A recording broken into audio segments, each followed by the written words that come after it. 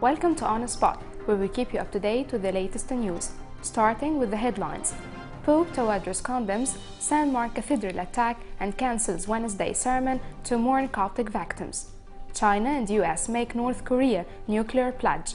Tens of thousands at US immigration reforms rallies. Pope Francis picks cardinals to advise on Vatican reform. New bird flu strain reaches Beijing.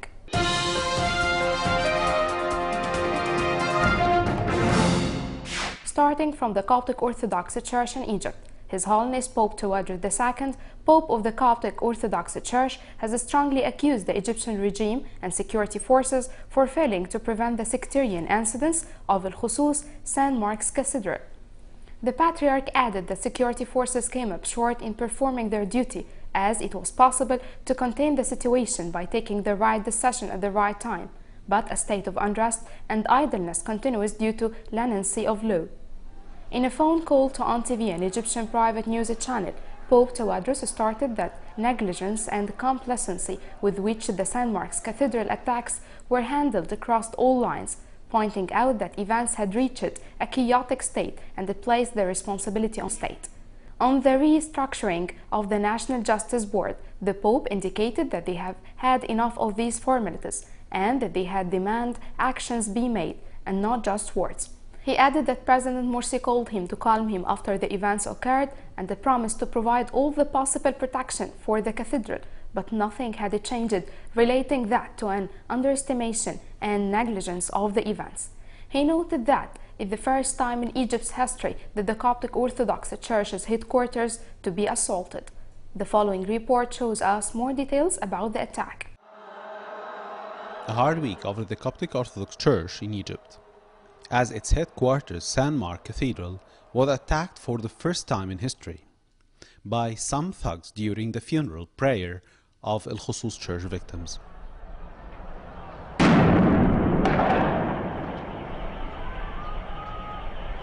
Weird concerning the incident that the attack was also occurred in conjunction with the security forces that shoot tear gas over Christian citizens inside the cathedral, and didn't take any action towards the anonymous people who were carrying weapons outside the cathedral directed to people who were inside, which led to the death of 2 Christians.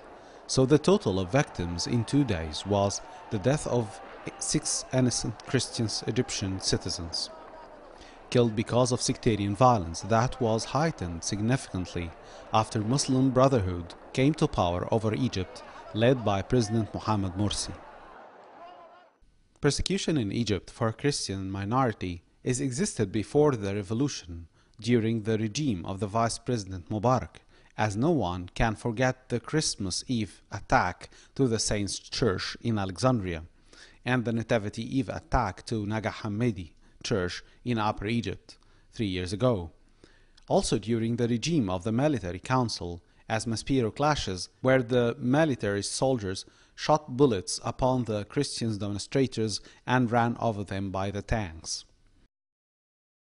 But persecution for the Christians in Egypt has taken another dimension after Muslim Brotherhood came to rule Egypt, to the extent of making the Christian citizen feel not safe in his country, starting from the new constitution passed by President Mohamed Morsi that violates many rights for Christians in Egypt, ending with a sectarian tendency leading by the Muslim leaders in religious institutions and in Islamic media that manipulates the simple people towards hatred against Christianity, liberal voices, and even against moderate Muslim leaders, without any sort of deterrence. So, at the end of this regime, we are in a community, on the brink of a civil war, where its political leaders cannot guarantee the minorities' rights, and where its religious leaders urge people to violence even in their daily basis. Christians in Egypt keep suffering from persecution even in their daily life, in a complete ignorance from the government for the human rights, in total contradiction to what the 25th of January revolution called to, which puts the Islamic regime now before many interrogatories. Tamer Abid, On Spot. And due to those events, the papal headquarters of Cairo's St. Mark Cathedral announced the cancellation of His Holiness Pope Tawadros' sermon that was scheduled to be delivered on Wednesday. The Coptic Patriarch also decided to postpone the receiving of condolences that was scheduled to take place on Thursday. He called on people to pray for the security of the country and the peace of its religious institution. Many officials have condemned St. Mark Cathedral attack as Australian Foreign Minister Bob Carr expressed the Australian government's concern about recent sectarian violence in Egypt. Also, His Grace Bishop Angelus, General Bishop of the UK, His Grace Bishop Serapion, Bishop of the North United States, and His Grace Bishop Soriel condemned the attack. And in continuation to the sectarianism from the Egyptian government side, the Ministry of Awqaf Islamic issued a written order to stop dealing with the Evangelical Church in Egypt for reasons that were not mentioned. Rev. Dr. Sameh Maurice mentioned on his Twitter account that he didn't know the reasons for the decision are waiting for the clarification from the ministry. Final news from Egypt. The judge presiding over the retrial of ousted Egyptian President Hosni Mubarak has withdrawn himself from the case at the trial opened in Cairo. The judge said he was referring the case to the Cairo Appeals Court as he felt unease in reviewing the case. Mr. Mubarak was convicted last June of conspiring to kill protesters during the 2011 revolt that ended his rule. He was sentenced to life, but a retrial was ordered in January after he appealed against the sentence. The court is then expected to appoint a new panel to hear the retrial. China and the US have vowed to work together to persuade North Korea to give up its nuclear program and to settle tensions through dialogue. A Chinese statement issued during a visit by the U.S. Secretary of State John Kerry said the nuclear issue was the shared responsibility of all parties. Mr. Kerry said the two sides must decide very quickly how to proceed. North Korea has recently threatened nuclear attacks and is feared to be preparing a missile launch. A flurry of warlike statements from Pyongyang has promoted speculation that a launch could happen on 15th April. When the country marks the 101st birthday of the nation's founder and former leader, Kim Il-sung. North Korea has reportedly moved at least 2 Macedon ballistic missiles to its east coast. But on Saturday, South Korea's Yonhap news agency quoted officials in Seoul as saying that no new movement of the mobile launchers had been detected for the 2 days. Tens of thousands of demonstrators has rallied across the U.S. in a mass for citizenship for millions of undocumented immigrants. The coordinated protests were designed to press Congress to act as senators negotiate an immigration reform bill. In Washington, D.C., cheering crowds gathered outside the Capitol and more than 1,000 demonstrated in Atlanta. Lawmakers are expected soon to unveil a bill that would grant a path to legal status for undocumented immigrants. Analysts state that most of the essential 11 million undocumented immigrants in the U.S. are Hispanic, and members of the Republican Party have acknowledged they must support some kind of immigration deal if they hope to win more than Hispanic votes. A new bridge between the U.S. city of Detroit and Windsor, Ontario, in Canada will be built, despite opposition from the owner of an aging span already linking the two cities. The governor of Michigan and Canadian officials announced the $2.2 billion project in Detroit on Friday. The existing 84-year-old Ambassador Bridge is the busiest commercial link between the two countries.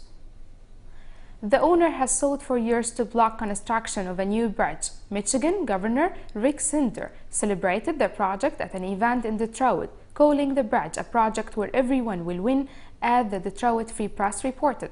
"This is more than a bridge to me," he said also that, and it's about jobs and the future of this state. He estimated construction would create 12,000 direct jobs and as many as 31,000 indirect new jobs.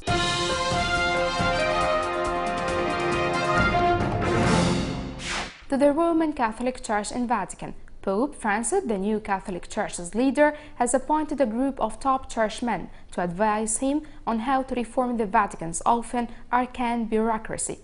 Pope Francis chose 8 cardinals and a bishop who between them represent nearly every continent, and only one of whom is currently a Vatican official. bureaucracy or Curia has been blamed for the Church's hesitant response to sex abuse and other crises. It is nearly 50 years since the Vatican's last major reforms. The cardinals include 2 opinions from Italy and Germany, 2 from Latin America, Chile and Hodderson, 1 from the US, 1 from Asia, India, 1 African and 1 Australian. An airliner has ended up in the sea off the Indonesian island of Bali after missing Denpasar airport runway, but all those on board survived. Hospitals treated 22 people after the crash, which involved an Indonesian Lion Air plane carrying 101 passengers and 7 crew. Photos show the jet with its fuselage crashed, sitting in the water near rocks with dinghies nearby. 35 passengers made their way ashore through the shallow water in life jackets. Police in rubber dinghies rowed out to rescue them. Going to China, the girl of 7 is being treated in hospital in Beijing is the first case of H7N9 bird flu, as it was reported by Chinese officials in the capital. The child, whose parents are poultry traders, developed a fever, sore throat, and headache on Thursday. Her condition is said to be stable. China's National Disease Control Center confirmed on Saturday that the girl taken ill in Beijing had the H7N9 virus. The UN had recorded 28 cases and 9 deaths in China as of Wednesday. There are no reported cases outside the country, according to the World Health Organization. Test tube baby pioneer Sir Robert Edward died. The world's first test tube baby, Louis Brown, had led the tributes to the pioneer of IVF, who has died aged 87.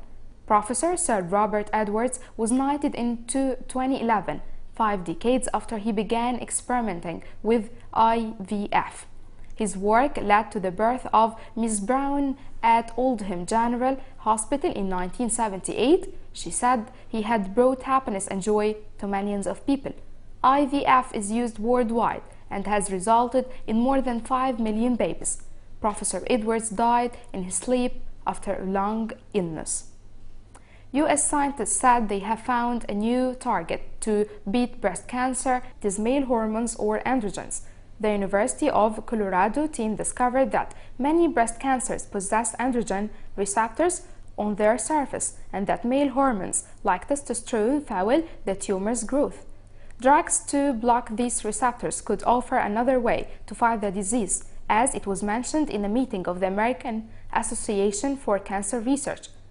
They plan clinical trials to test this. Dr. Jennifer Reacher and colleagues say more than 3/4 of all breast cancers possess androgen receptors and therefore might benefit from anti-androgen therapy. May God keep all His children safe from cancer and heal those who suffer from this disease and others. He heals all kinds of sickness and all kinds of disease among the people, as it's written in Matthew 4. As our Lord Jesus Christ said to us in Luke 8, only believe. See you next week.